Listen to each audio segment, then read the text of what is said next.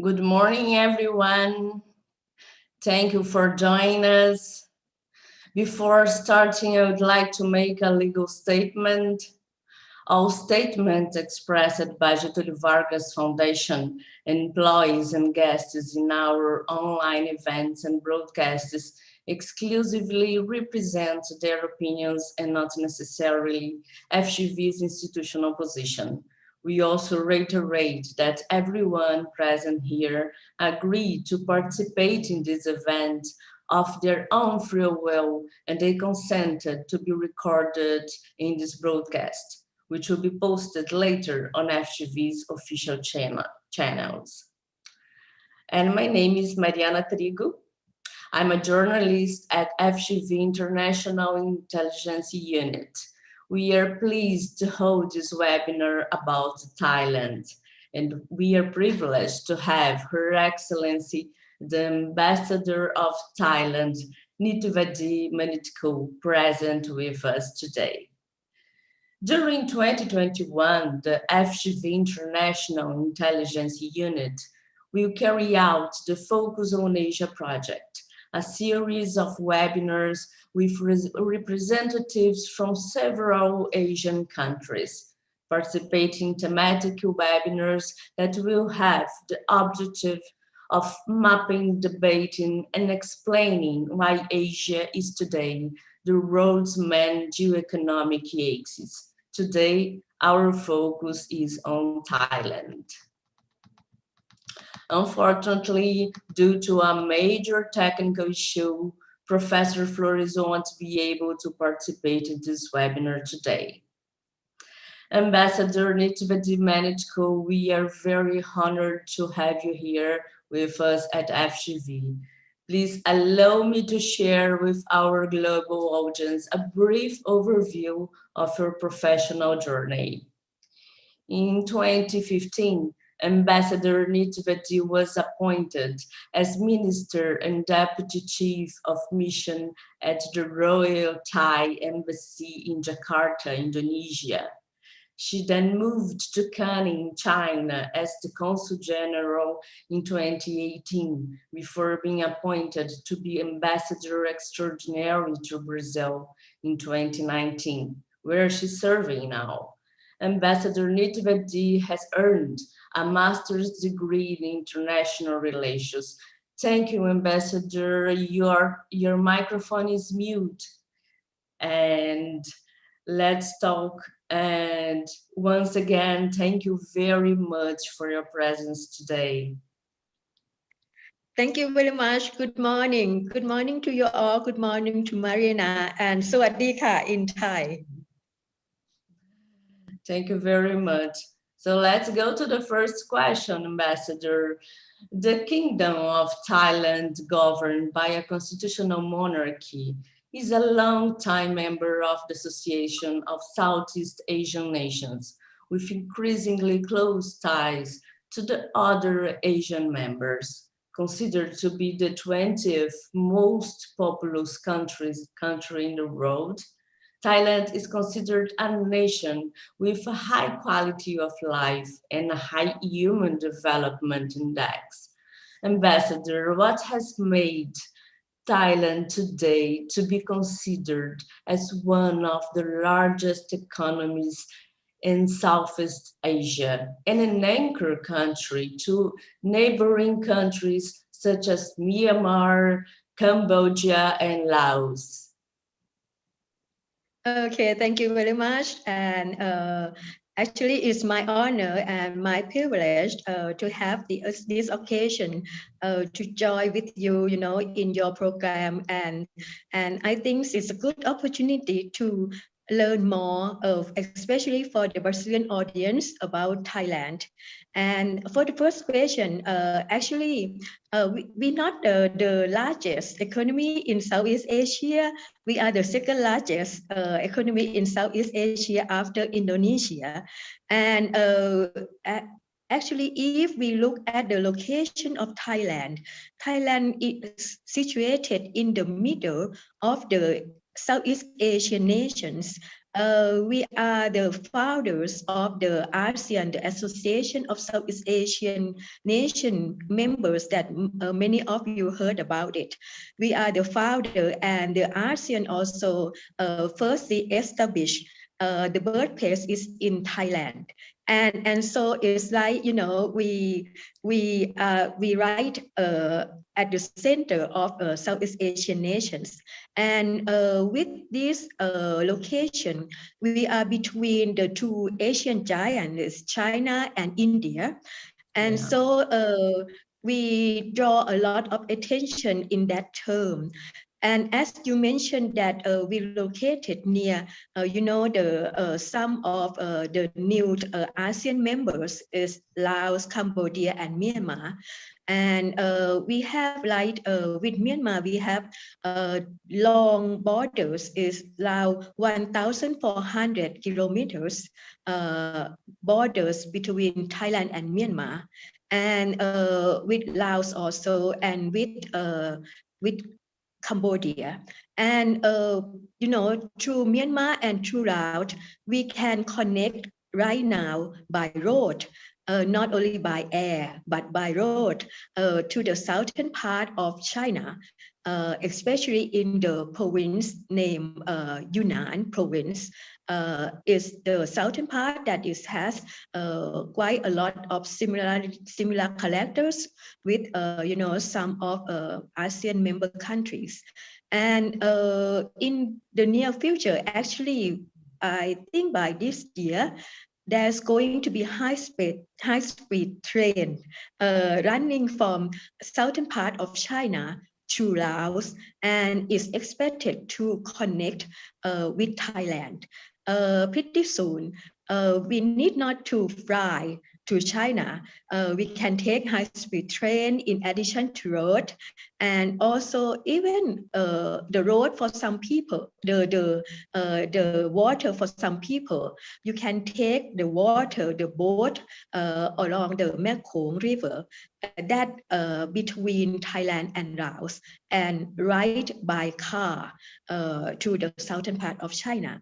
So with the location that pave us the way to serve as the center of Southeast Asia, as the hub of Southeast Asia. And so that's why we are in the better location for the linkage of connectivity. It's a strategic position, location. Many thanks for that comprehensive answer. Ambassador, Thailand is one of the largest exporters of natural rubber in the world, as well as one of the largest producers of cassava, sugarcane, pineapple, rice, corn, and coconut. In other sectors, according to the World Bank, Thailand stands out for the production of automobiles and steel. Your automotive industry is greater than that produced by countries such as Russia, United Kingdom, and Italy. What are the factors that have led your country to be one of the largest exporters of food and automobiles? Okay. Yes, Thailand is, you know, ranked as 12th as the agriculture exporters in the world. Absolutely, we are following Brazil because Brazil is in the top 10, you know, as the largest agriculture exporter in the world. We can produce, as you mentioned, we can produce a lot of agriculture products, as you mentioned. We are the second largest rice exporter. We are the first exporter of rubbers. And, you know, because agriculture is the backbone of our countries, like Brazil, with the, you know, the water and also the situation of the land, and you know, everything that can provide us to grow like a lot of crops that you mentioned.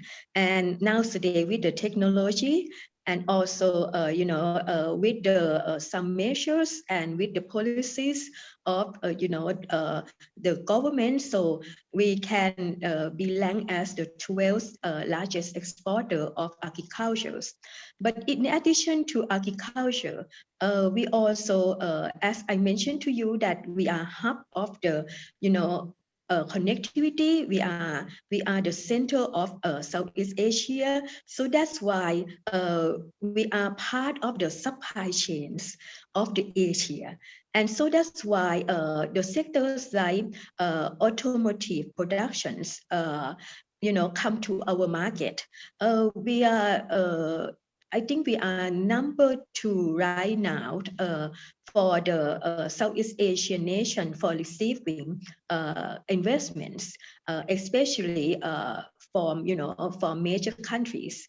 But we are quite, I think it's number 1 for receiving of the investment in terms of automotive and electrical equipment. That's I can say that we are the center of the supply chain, especially for the automotive in Asia countries. And because for the automotive sectors, as many of you are aware, it cannot be produced in one country.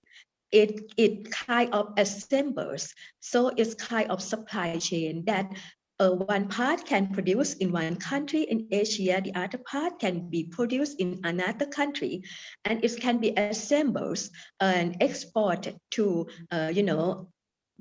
for domestic market or for the foreign markets. So this kind of supply chains that Thailand is a strong part of it, that very important for the Thailand gross domestic products and also for Thailand economies. So you see that a lot of, especially Japanese company, establish their factories in Thailand. You can find a lot of, varieties of auto brand in Thailand. So it's not only for the domestic product or domestic market, but it's also for the Asian markets. Yes. Oh, thank you for helping us understand the factors that have helped you. Yeah. So Ambassador, tourism also represents a large share of Thailand's GDP, considered the most visited country in Southeast Asia, according to the World Trade Organization. What are your biggest tourist attractions in the country, highlighting the country's vast natural beauty and gastronomy like Brazil? And how could a partnership between the two countries in these sectors be created? Okay, thank you. I think this is a good question, and these are timely questions because during the pandemic, the industry that most affected is the tourism industry. And before the pandemic, Thailand received around 40 million foreign tourists.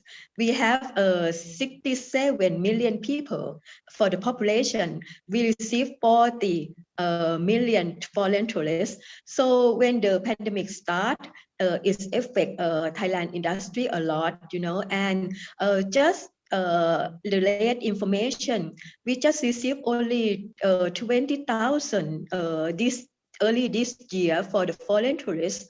So you see that the industry of tourism is not affected only by hotel business, but also the grassroots, because the people who work for the industry of tourism, like the people who sell some products, some souvenirs, the maid in the hotel, all of them are affected by the pandemic.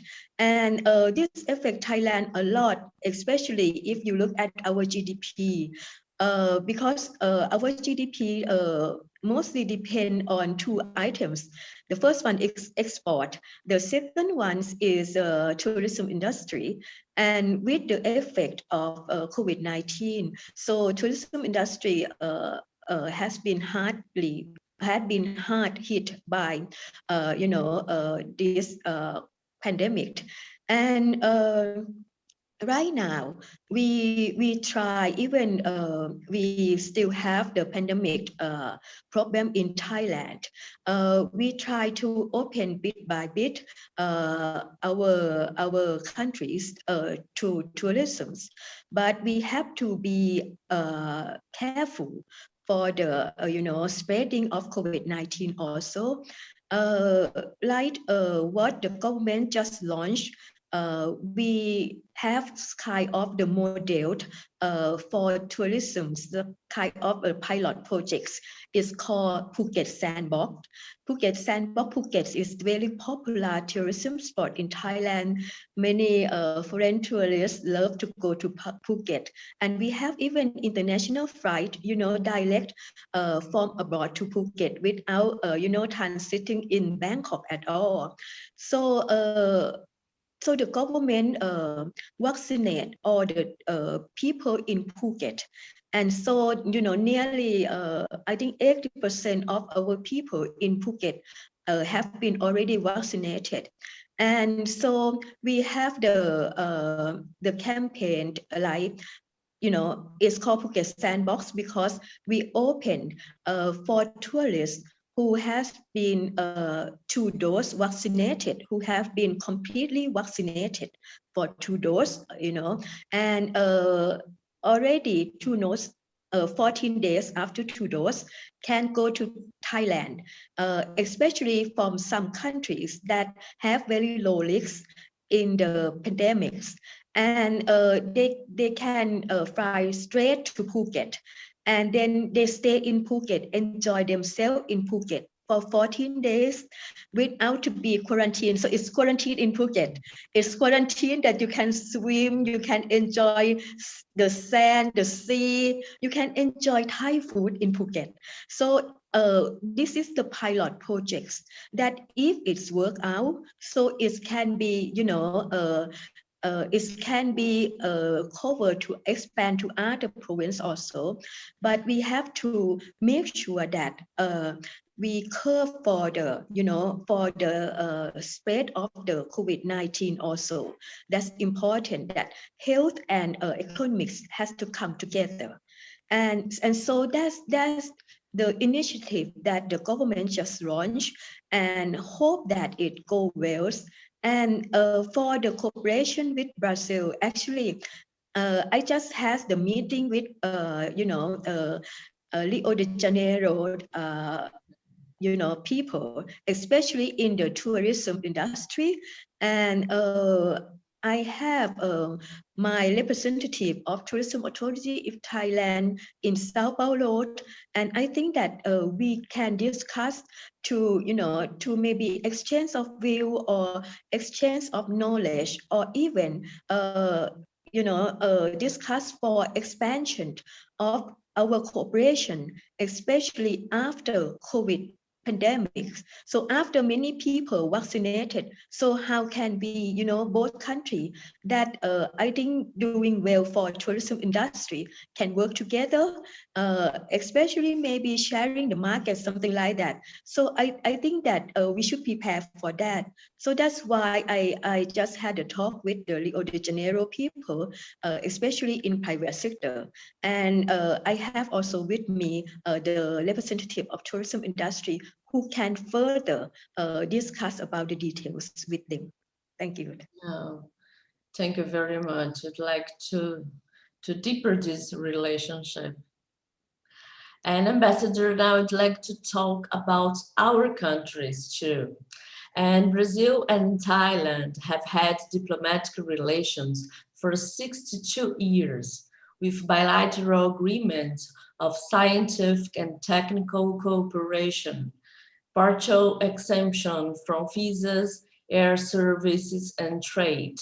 The 2 countries maintain regular political dialogue through the Joint Bilateral Cooperation Commission and the political consultations.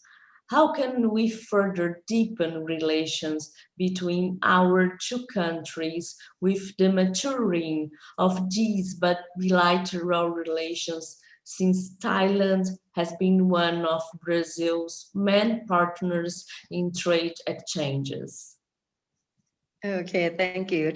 Actually, as you mentioned that we had diplomatic relations for 62 years, but our relations so far have been smooth, but not much closer, because we are far away. We are quite far in terms of distance. So, but I think that we can further cooperate because we have a lot of things that can complement. When you talk about, political consultation mechanism or a joint commission is the government part that it can be, it can be go on their way. But actually, I would like to focus more on the business relations, especially the private sectors of our two countries, because for our economies, I think that Brazil and Thailand quite the same, that we have private sector drive the economy, and I think that the economic relations between our two countries should be strengthened and expand, especially tourism as one of the issues that I mentioned. But the trade between our two countries, last year the trade volume between our two countries increased.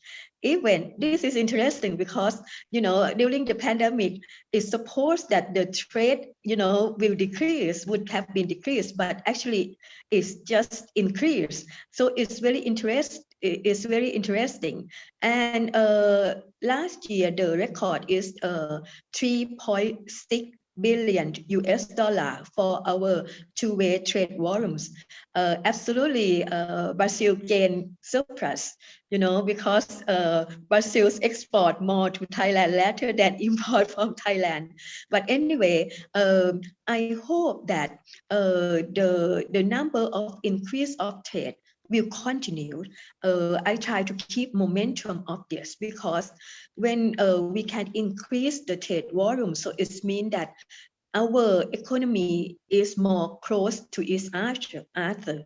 So we can suggest you a lot of items that Brazil can import from us, like rice that you can produce rice in Brazil. But last year, Brazil has to import rice from other countries. That include Thailand, because Brazil lacked, Brazil has no sufficient rice to consume. So you have to import from the US, you have to import from other countries, including Thailand. And for Thailand, we can offer you the best rice of the world. It's called jasmine rice. It's fragrant rice. It smells jasmine. And this is the high quality rice. So, when you have chance, if you taste the high quality rice, so it means that it's good for your health. And also in addition to rice, other items that we can complement. Thailand just opened the beef market for Brazil, So now beef from Brazil can be exported to Thailand. But we also look forward that Brazil can import seafood from Thailand because seafood is one in Thailand is one of the best in the world, especially shrimp. And even me, when I'm now in Brazil and I want to cook Thai cuisine like tom yam gung, that is famous cuisine worldwide. I cannot find the big shrimp, big enough for my tom yam gung to be best served, So I think that if Brazil import more for shrimp and seafood from Thailand, you can enjoy and your consumer can have more opportunity because Brazilian has a purchasing power also. So, it's a good opportunity. In addition to trade, I would like also to talk on investment because investment is very important. Brazil also would like to get investment from foreign countries. And so far, Thai business also investment in Brazil. like in the hotel business, named Tivoli, the Thai own Tivoli Hotel in Salvador and also in Sao Paulo. And I just visit the hotel in Salvador is work well even during the pandemic because it's received mainly the Brazilian tourists. But the other industry that Thailand business came is the shrimp farming. From the CPF is called Jalan Pokapan Food in Thailand. This is the big conglomerate agri-business in Thailand. I think one of the world's biggest agriculture business in the world, and it had joint venture with Camargo in Brazil to produce the shrimp farmings. I hope that this business can work well because not only Brazil can grow shrimp here, and so you can export and you can have your people consume also.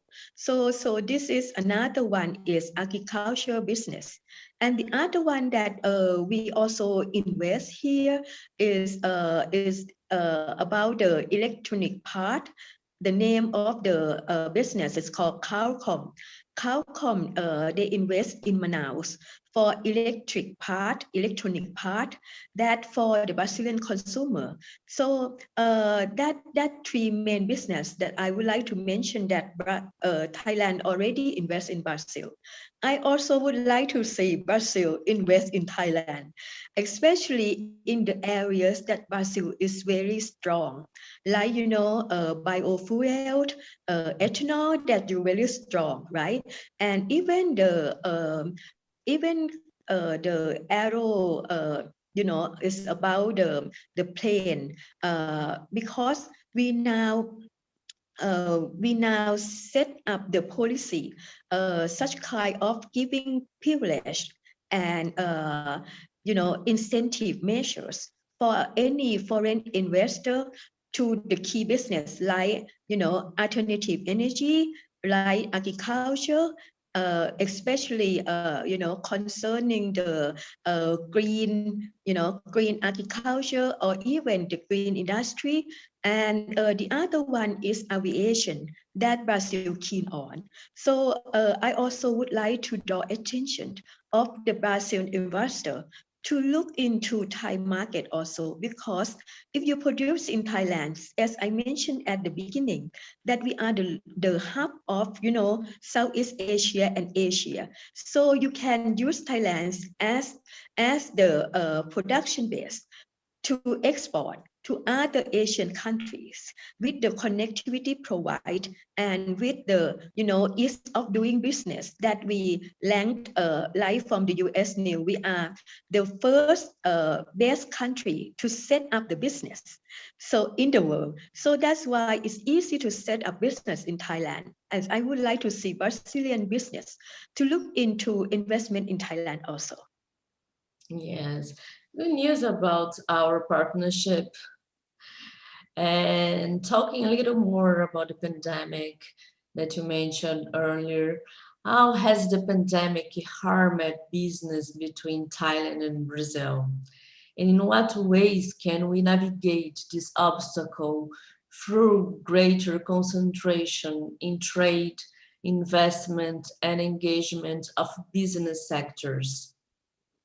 Yes, actually, I have just mentioned to you that Yes. even during pandemic, right, and the trade relation between the trade volumes between our two countries just increased from 2019. 2019 is 3.5 billion US dollars, but in 2020 is 3.6 billion US dollar, because this is quite contradictory that pandemic should affect our trade volume.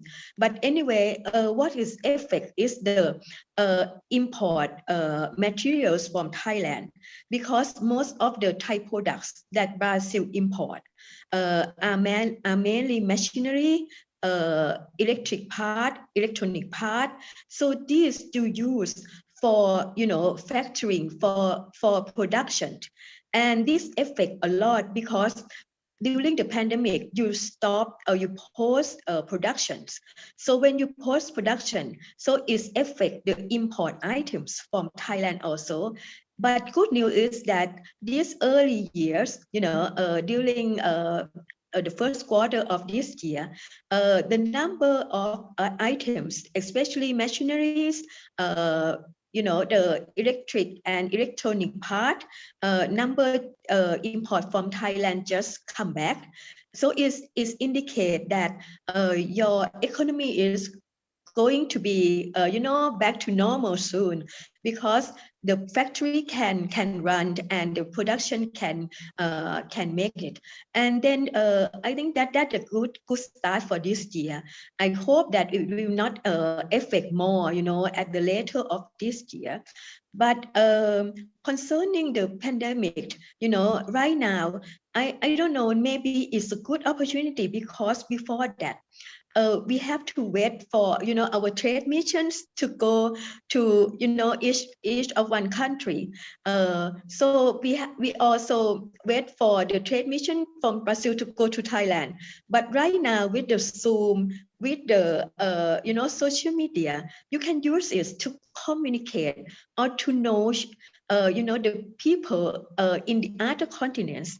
Like at the end of last month, I just had the Zoom meeting with the Thai private sectors who are interested in, you know, have business relation with Latin America countries.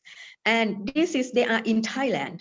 And at the end of this month, I'm going to talk with them more about the priority sectors.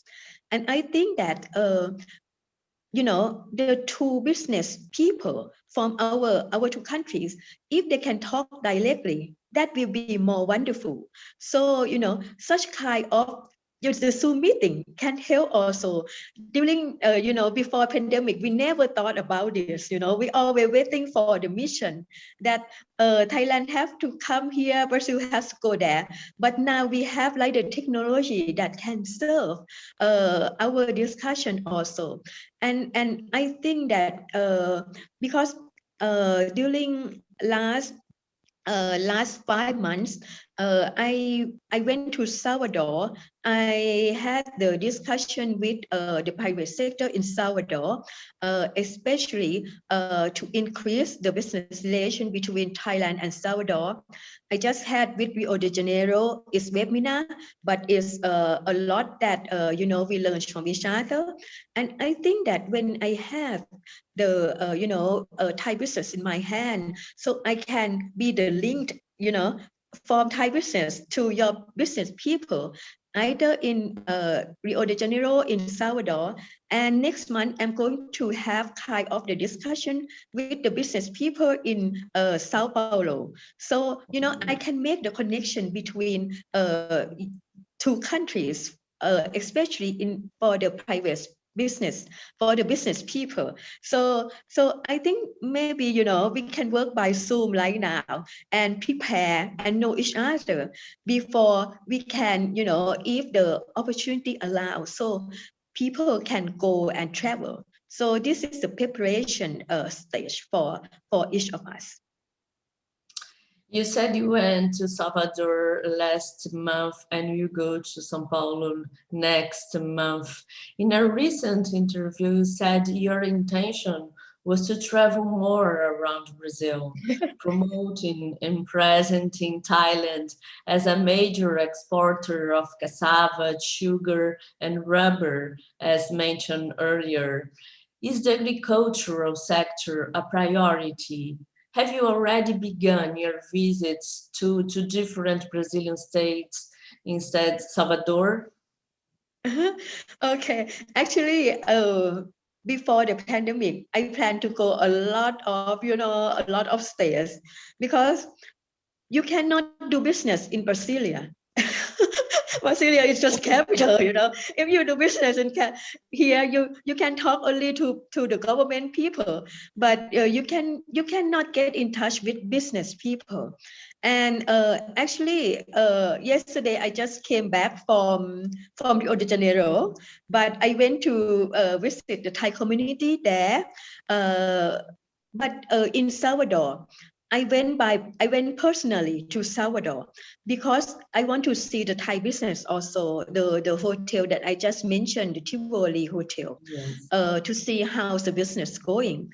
At that time, you know, it's in April, and I have to prepare myself quite a lot to go there during pandemic, you know, wearing double masks and also even face shield, you know, especially when traveling. But anyway, it's good opportunity to see Salvador by myself. And also we have kind of webinar with the business people there also because it's limit the audience. So it's kind of hybrid between meeting in person and also the webinar. And for the agriculture, as I mentioned to you, that's some agriculture that we can, you know, both in trade and investment. I don't want to focus mainly on trade because right now, you know, we have to talk more about investment. And as I mentioned to you that some investment that Thailand, Thai business has already invested in other states, that can be invest in Salvador also, right, for the agriculture. And also such kind of other even industry sector like electronic part. But I would like to see the incentive that each state provide for us, because with the incentive, like, you know, kind of the tax exempts, kind of the others preferences that given to the business. So like in Manaus, is the kind of the incentive measure, incentive zone. So so that's why a lot of foreigners invest in Manaus. So such kind of you know, incentive that other states can provide. And especially Salvador is like Rio de Janeiro, that is famous for the tourism industry also. So that's why I think that our tourist agency, our tourist authority between our two countries, Thailand and Salvador, can talk more to further expand, especially not only like, you know, hotel business, but also in food, you know, food or cuisine, because Bahia is famous for cuisines also, and Thailand is really famous for Thai cuisine. So, you know, both of us can exchange and can further cooperation to bring the awareness for the Brazilian people to know Thai cuisine, and also for the Thai people to know about Brazilian cuisine. And I think we can complement. And for Rio de Janeiro, mainly that's focused on tourism industry. That is you know, the priority. And for Sao Paulo, I hope that I can have a webinar with them next month. Sao Paulo, a lot of things that we have to explore, business relation. Actually, before the pandemic, I went to Sao Paulo twice. Once I talked with FIAF in Sao Paulo. At that time, they planned to have the business trip to Thailand, but you know, all the plans collapsed because of COVID-19. But anyway, I would like to rekindle, to re-energize the you know, the momentum of the business relation. Otherwise, it's already past 1 year without doing anything. So I think that we have to stay with COVID-19 like this. I think it's 5 years or 6 years, I'm not sure. So we have to think of, you know, how to make it happen. Thank you so much for your explanation, Ambassador. Ambassador Nitvedi, how does Thailand see the RCEP, the Regional Comprehensive Economic Partnership, and which new opportunities it could open to your country? Okay, if you mean like the regional RCEP is FTA, regional comprehensive partnership, actually it's FTA, but it's the name may be, you know, difficult to understand. Is because among ASEAN, we have the AFTA already, is the FTA between among the ASEAN countries. But right now we expand not only the preference that among the Southeast Asia countries, but we expand the preference to other, you know, other non-ASEAN countries that include the North Asia, especially China, Japan, South Korea, and the Oceania, Australia, New Zealand, and also, if my memory is good now, actually we try to include India, but India has to wait for a while. So when you see that the preferential treatment in FTA, so it's expand. So the market is huge now. It's not only Southeast Asia market. Actually, Southeast Asia market is 600 million people already. We are like, I think that is the fourth largest, you know, Southeast Asia largest economy in the world with the population. And for expansions of the, you know, to non-ASEAN member countries. So we expand market. So it's kind of opportunities like when you come to invest in some of the ASEAN countries like Thailand. So you invest if you have like, you know, supply chain for other countries. As I mentioned to you for the auto sectors, that they invest in Thailand, but some parts of the auto productions they produce in other countries. We have FTA, and FTA that has to have like the rule of origins available also. So with the rule of origins that available for, you know, our FTA, so you can produce in many countries and export as a one products from this country, and export in, you know, in the FTA countries, or even export to other countries. And if someone else join, so it means that they will consume the preferential treatment also. So I think this is one of the most interesting FTA in the world right now that has already concluded. I know that CPTPP also, but you know, among the Asian country, Asian Oceania countries, this is one of the interesting country. And I think Brazil now pay attention to the RCEP or the FTA among, you know, ASEAN and non-ASEAN. Especially now, Brazil seek to be the sectoral dialogue partner with ASEAN member countries. So this is a good start for Brazil to, you know, to cooperate more with Southeast Asia countries. Yes. Ambassador, in what other sectors does Thailand intend to further explore and expand its relations with Brazil? What are your plans for this year and 2022? Actually, for me, you know, as I mentioned, investment is important.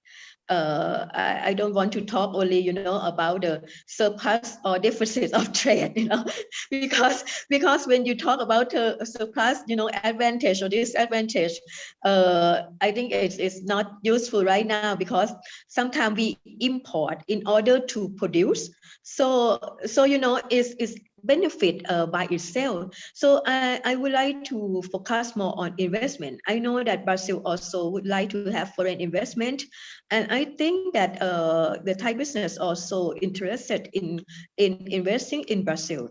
But I would like to request maybe, you know, the government of Brazil to look into some incentive or what we call is the ease of doing business in Brazil.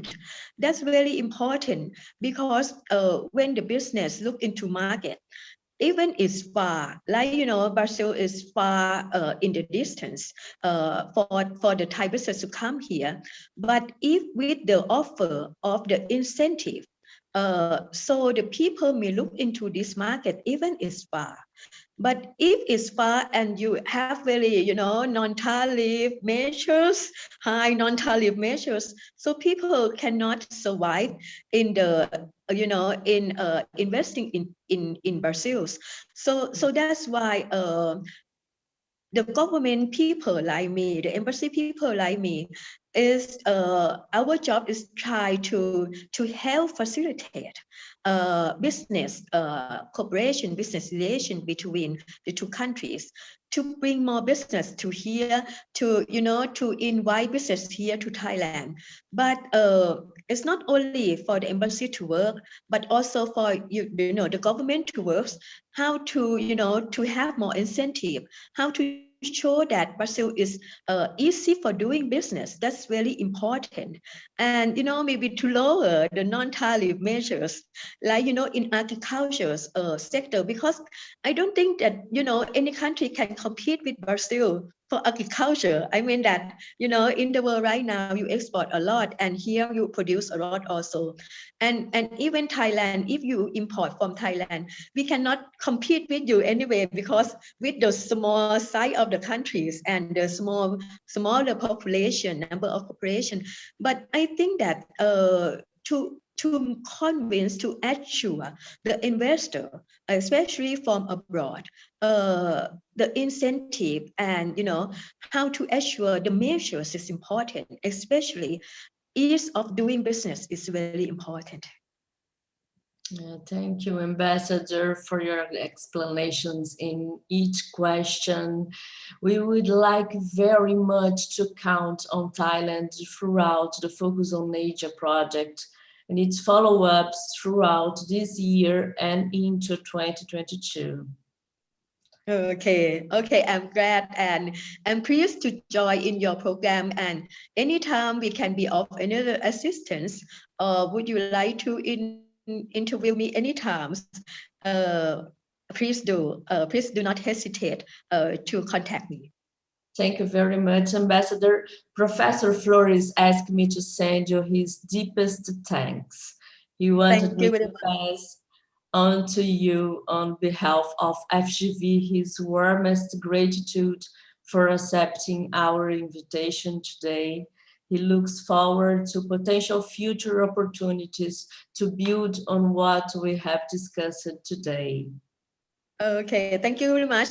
I also look forward to meeting him in the future. And anytime you can contact me for any assistance. And stay safe. Goodbye, and thanks again for giving me the opportunity to be part of your program today.